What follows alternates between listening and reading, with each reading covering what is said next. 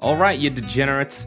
Today, the plan is simple. We are going to be completing the first Trails of Cold Steel, but only Laura can attack. This is for all the Laura simps out there, including me. The main rules are, only Laura can attack / deal damage. All other characters can only use support crafts and arts. No link attacks, since that would involve other characters dealing damage, and we don't want that. We want this to be all about Laura.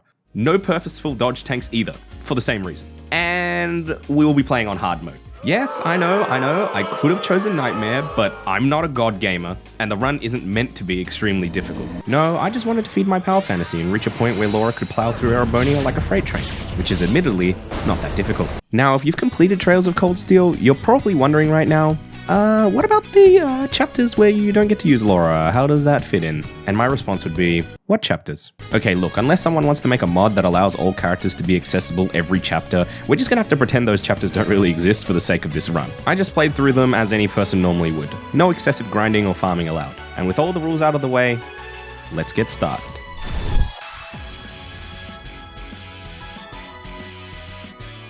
We start off in Corellia Fortress, where Laura is immediately available, and we get our first taste of what the game will be like having only Laura attack. If you're wondering how I skipped turns for characters that had nothing to do, I just moved them on the spot. And let me just say, by the end of the game, I probably have the world record for speed of tapping down twice and pressing A. Anyway, Reen was set to chrono down and impassion duty, while Gaius was relegated to providing defense up and granting insight. In an act of dominance, we made Sarah the item/healing slave, and eventually made our way to our first boss fight. And boom! These robots have a lot of health, though fortunately don't deal that much damage, and after 12 minutes, we had our first boss fight win. The next section had us running through the intro, officially meeting our carry, and clearing the old schoolhouse, and then clearing it again, with neither run allowing Laura to be used. We also reached our first free day and received our first set of bonding points, which don't affect much on account of not using link attacks, but we'll still try to use them on the important characters. Now, we arrive in Keldic at our first field study, where we do get to use Laura. On arrival, we immediately spend our measly funds on a sword upgrade for Laura, open a few slots, and grab any quartz we can afford before starting to work through the field tasks. I also switched Reen's Force Quartz to Laura as she'll be needing the CP badly, and set off to flex Laura's newfound power. God damn, these early fights were brutal! In terms of crafts, Reen can only contribute with Motivate, and Elisa can't do anything, like usual. Thank Adios we at least had Elliot's resounding beat, but we were still taking huge damage, and Laura's only craft in Shield Breaker was a single target move, so most of these fights were damn slow. At this point, since it was so early, we didn't have any Sepith to craft any support quartz, so Elisa and Reen were essentially literal cheerleaders. Also, I realized that Elisa needed to be my field character, so it would be easier to get the triple advantage.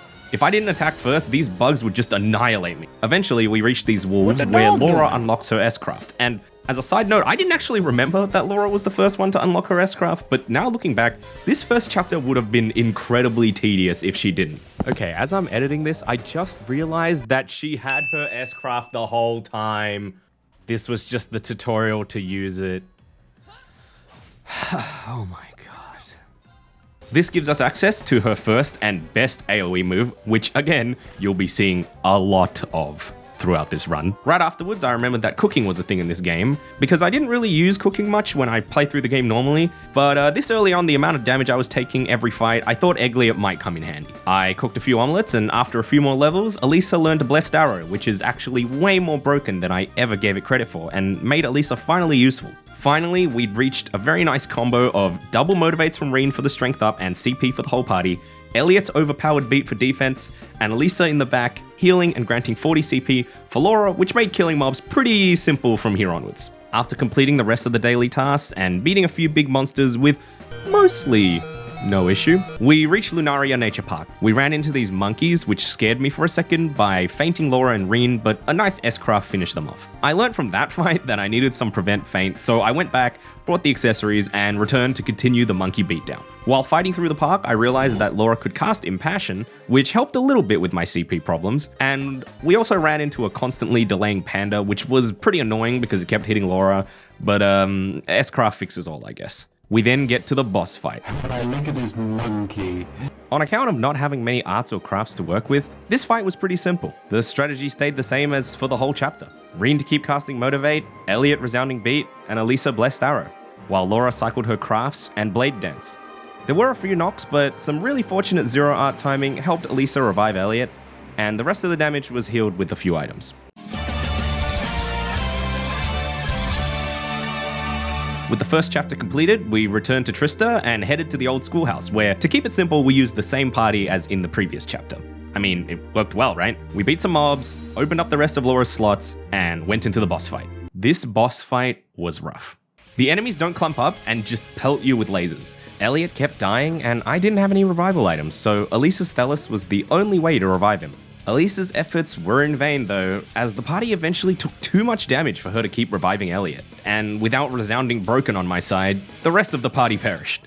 Except Laura, and it came down to a 1v1. Laura versus weird floating wall thing. She traded, blow for blow. And I wasn't sure if we'd be able to do it, considering I was running really low on healing items. But, even beyond the grave, Elliot reached out and said, "Drink my warm egg soup." 600 HP and 25% strength was exactly what we needed for Laura to bring it home. So, filled with eggs and determination, Laura won the duel. Brilliant. This leads us into our next chapter, Berea Heart. Side content.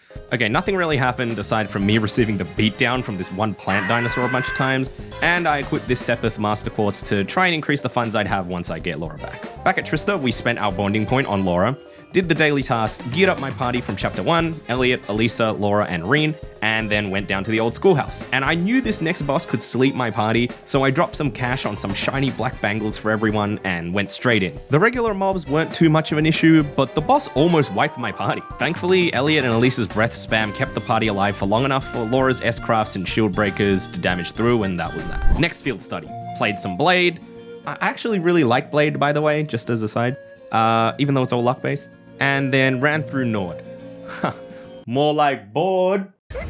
But yeah, no Laura, not relevant. Back at Trista, we played the swimming minigame, which I somehow lost the first time, and then got a bit of free time to talk to the other students, in which I promptly spoke to just Laura before heading straight to bed. The next day, we received our next daily task, knocked those out. We also received some bonding points, which unfortunately couldn't be spent on Laura, so I spent them with some NPCs and then started prepping for the upcoming schoolhouse run. Now, this next boss was one that I thought could be a bit of a speed bump in our Laura freight train.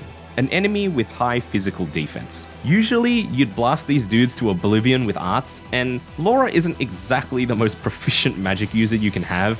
But hey, beggars can't be choosers, and this is Laura we're talking about. She's built different. I switched the green arts quartz onto Laura, and we gave it a shot. While going through the schoolhouse, I was using Emma at first, but realized I was having a lot of CP troubles, so switched back to Elisa. 120 CP is a lot when you're speedrunning slimes. Only about 2 notable things happened. Elliot leveled up and learned Holy Song, turning Elliot into the absolute GOAT of all-time supports, if he wasn't already, and we found an Impassion Quartz. After a couple of fights and finding an Evergreen, which is going straight onto our carry god, we find ourselves at the schoolhouse boss for this chapter. This fight essentially came down to having Elliot cast Resounding Beat and Fortuna, Emma to cast Crescent Shell and supplementary healing with Breath, Reen on Impassion and Motivate duty, and Laura spamming Grand Press and Demonic Scythe. It did get a teensy bit dicey when Emma died, and I realized I had no revival items, but Elliot had the old Thelis, so he rezzed her, I think 2 or 3 times, and we had enough EP charges to grind it out with a few S-crafts for good measure. Once again, another schoolhouse boss down.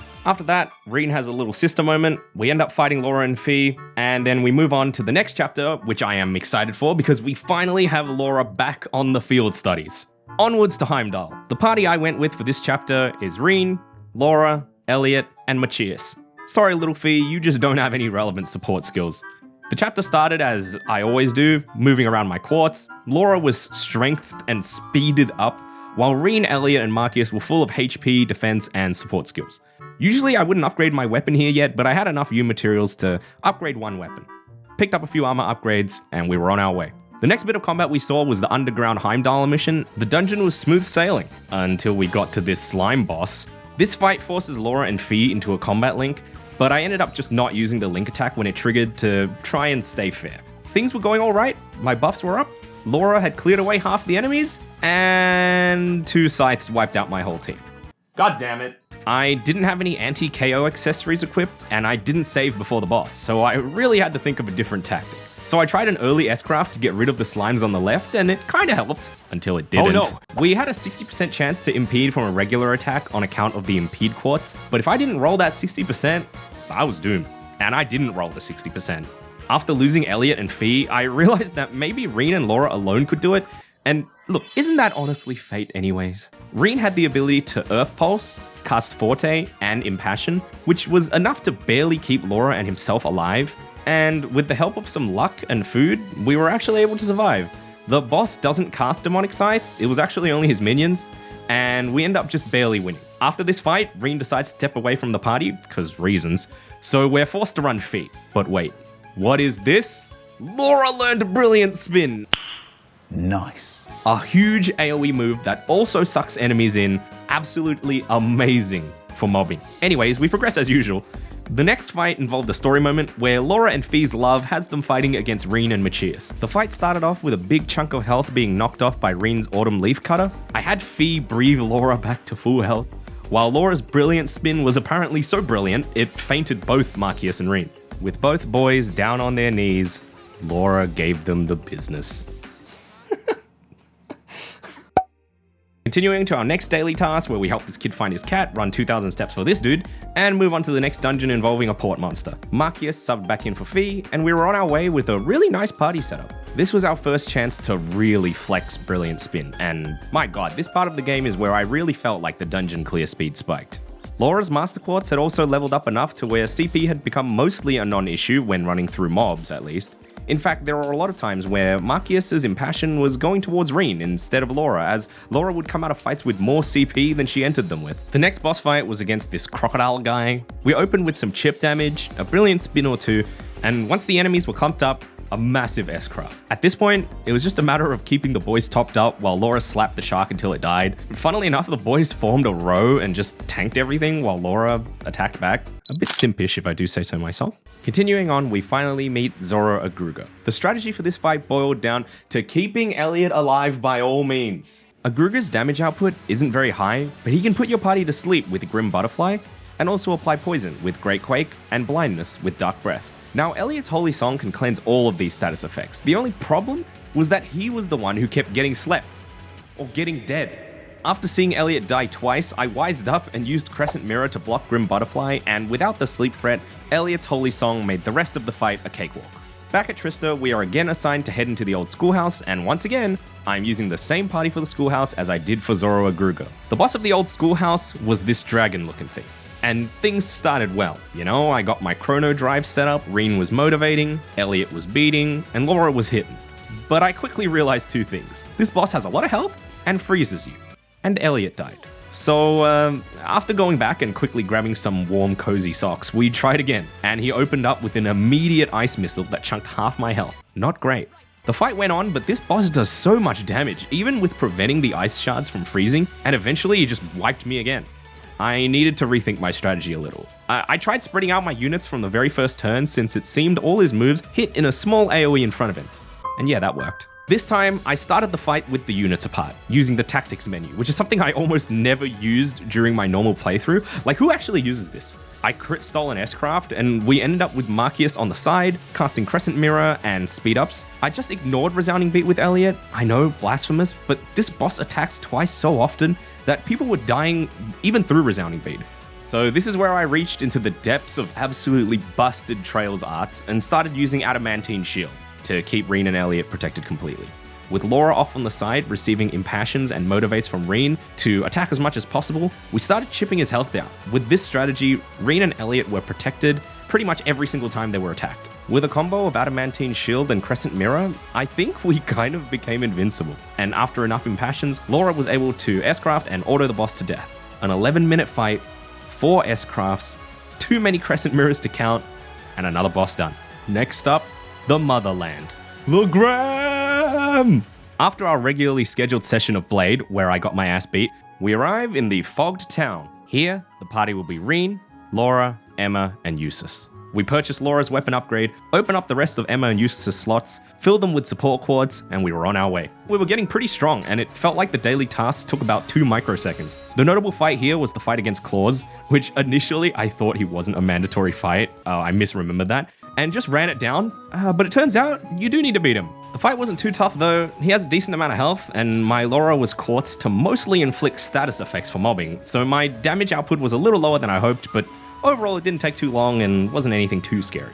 more tasks, one-shot this robot boy, and got ready for Lohengrin Castle. The only real danger in Lohengrin Castle is that a few of the enemies can inflict the Nightmare status effect. So we loaded up on green pendulums while Laura was already set with the evergreen. The castle was pretty simple. Laura was really starting to one-shot with the quality of quartz we were getting, and our anti-nightmare accessories pretty much trivialized most of this area. Moving on to Guerrilla Fortress, I was pretty excited, because from what I remember, this is when you start receiving some damn good quartz. We eventually reached the bosses from the start of the game that were tankier than I thought, but fortunately they were close enough together to be hit by Brilliant Spin. So with Emma healing and Reen and Eustace buffing, we got through it with a lot of Brilliant Spins. Around here is where we find the hidden ultra secret weapon, spoken through legend, part of the reason why I really even decided to do this run, and almost a meme in the Trails community, the Domination Quartz.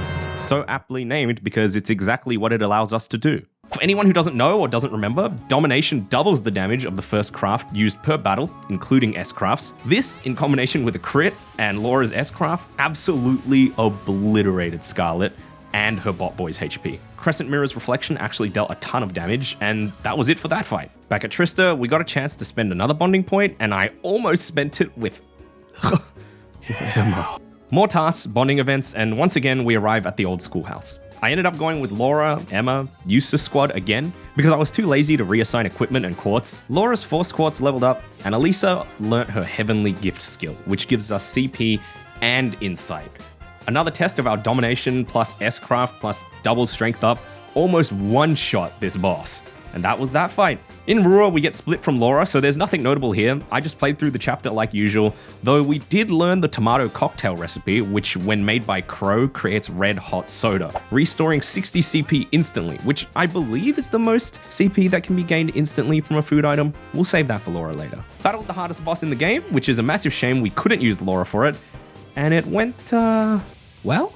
We got through it eventually and are now on the home stretch. Starting at the school festival, we stocked up on hot CP plus 60 sodas in preparation for the final boss fight, which I've been dreading. The party members I chose for this final dungeon were Laura, Reen, Eustace, Elisa, Emma, and Elliot. All characters that have great supportive crafts and I've used extensively throughout this run. And Fee, because I like Fee. We rearranged the quartz for Laura to have maximum attack with as much useful support on the other three as possible.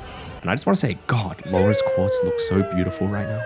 As I didn't collect shit throughout the game, I'll only be able to make one Zemurian ore piece and upgrade one weapon, which is fine by me. We all know whose weapon we're using it on. We also had a massive surplus of Sepith, which I solved and made all the Abyss Shadows, Passionate Rouges, and Evergreens we could ever need. I never realized that every accessory could be made from just buying proxy puppets.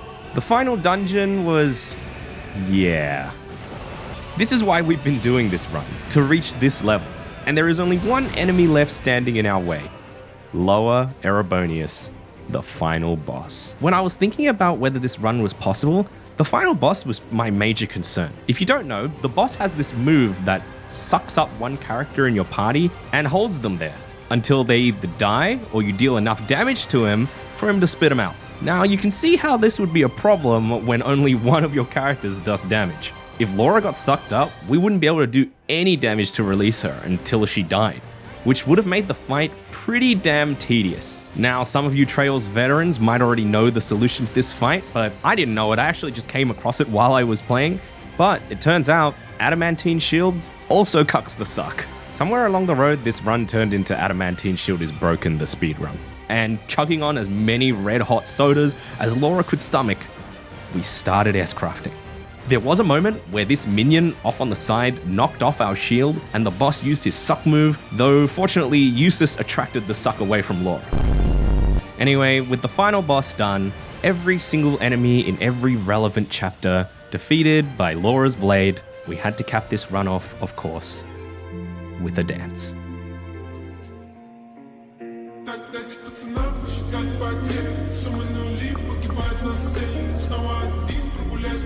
Just kidding, I went back to dance with her. Oh, also, it turns out there is actually a battle after the old schoolhouse boss, I forgot about it. I tried to set it up so Laura could finish it with an auto attack to cap off the run, but turns out she dodged and counted for the final blow anyway, so I guess Laura defied me as a final act for this run.